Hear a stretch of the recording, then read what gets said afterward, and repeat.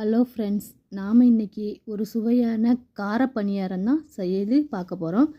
இது காலையில் இல்லை நைட்டு எப்போனாலும் செஞ்சு சாப்பிட்டுக்கலாம். எப்படி இருக்குன்னு செஞ்சு சாப்பிட்டுட்டு சொல்லுங்கள். வீடியோக்குள்ளே போகலாம். எப்படி செய்யலான்னு பார்க்கலாம் வாங்க. அதுக்கு ஒரு அரை கிளாஸ் கம்பம்புல் எடுத்துருக்கிறேன், 1/4 கிளாஸ் உளுந்து எடுத்துருக்கிறேன். அரை கிளாஸ் கம்பம்புல்லுக்கு 1/4 கிளாஸ் உளுந்து சரியாக இருக்கும். ரெண்டையுமே ஒரு மணி நேரம் ஊற வச்சுக்கலாம். வெந்தயம் 1/4 ஸ்பூன் சேர்த்துட்டு 1 மணி நேரம் தண்ணி ஊற்றி ஊற வச்சுருங்க. 1 மணி நேரம் ஊறட்டும்.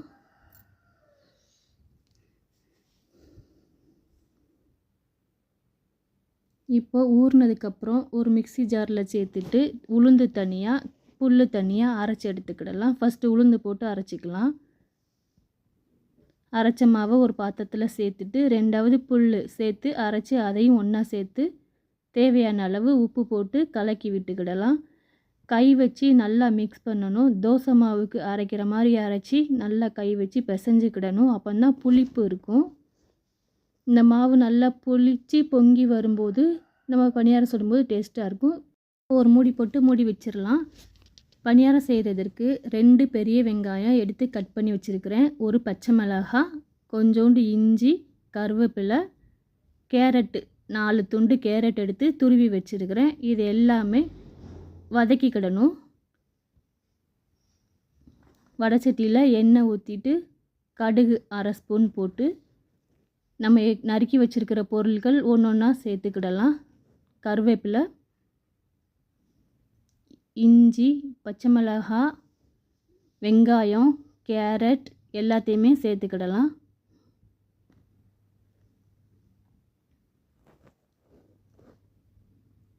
சேர்த்துட்டு நல்லா வதக்கி விட்டுக்கோங்க. தேவையான அளவு உப்பு சேர்த்துக்கிட்டு நல்லா வதக்கி விட்டுக்கிடலாம்.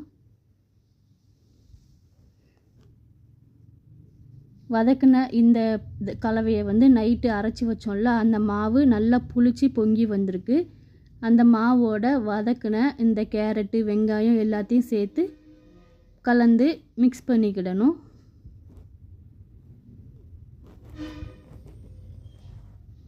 இந்த மாவோட எல்லாத்தையும் சேர்த்து மிக்ஸ் பண்ணிக்கலாம். நல்லா புளிச்சு வந்திருக்கு பாருங்கள். இந்த அளவுக்கு நல்லா பொங்கி வரணும். இதோட நம்ம வதக்கின இந்த மிக்சரை உள்ளே போட்டு நல்லா சேர்த்து விட்டுக்கலாம்.